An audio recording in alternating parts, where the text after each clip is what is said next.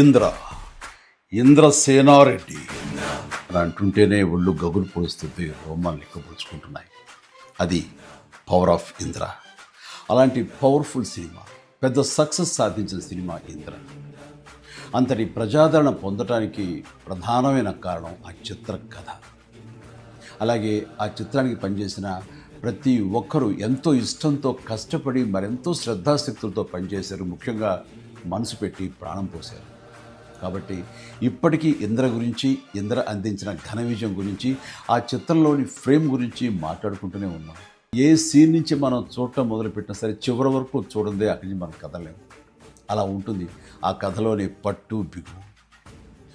నా చిత్రాల్లో అత్యంత సాంకేతిక విలువలు ఉన్న ఉత్తమ కమర్షియల్ చిత్రం ఇంద్ర. అందులో ఎలాంటి డౌట్ లేదు.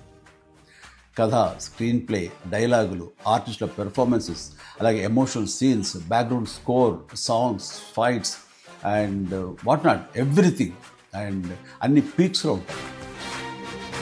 ఒక మాటలో చెప్పాలంటే కమర్షియల్ చిత్రానికి పర్ఫెక్ట్ నిర్వచనం ఇంద్ర. నిర్మాణ విలువలకు ఎంతో పేరొచ్చిందంటే దానికి ప్రధానమైన కారణం వైజయంతి మూవీస్, ఆ సంస్థ అధినేత, నా అభిమాన నిర్మాత అశ్విని దత్ గారు. ఆయనతో పాటు కథను అందించిన చిన్ని కృష్ణ, డైలాగులు రాసిన పరుచూరి సోదరులు, అద్భుతమైన మ్యూజిక్ అందించిన స్వరబ్రహ్మ మణిశర్మ, అలాగే డిపిఓ విఎస్ఆర్ స్వామి గారు, ఎడిటర్ చంటి గారు, డ్యాన్స్ అండ్ ఫైట్ మాస్టర్స్, నటీనటుల నటన, లాస్ట్ బట్ నాట్ లీస్ట్ అందరినీ మించి మా మంచి బాలుడు గోపాలుడు, డైరెక్టర్ బి గోపాల్ అత్యద్భుతంగా చెక్కి తెరకెక్కించి ఇంత పెద్ద హిట్ అవడానికి కారణమయ్యాడు.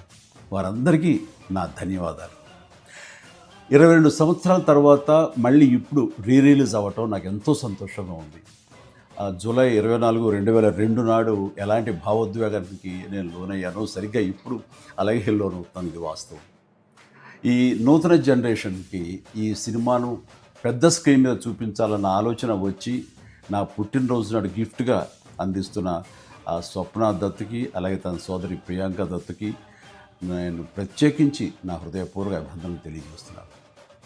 చూడబోయే మీకు కూడా పూర్తి ఎంటర్టైన్మెంట్ గ్యారంటీ అని చెబుతూ సెలవు తీసుకుంటున్నాను. Please enjoy. జై హింద్.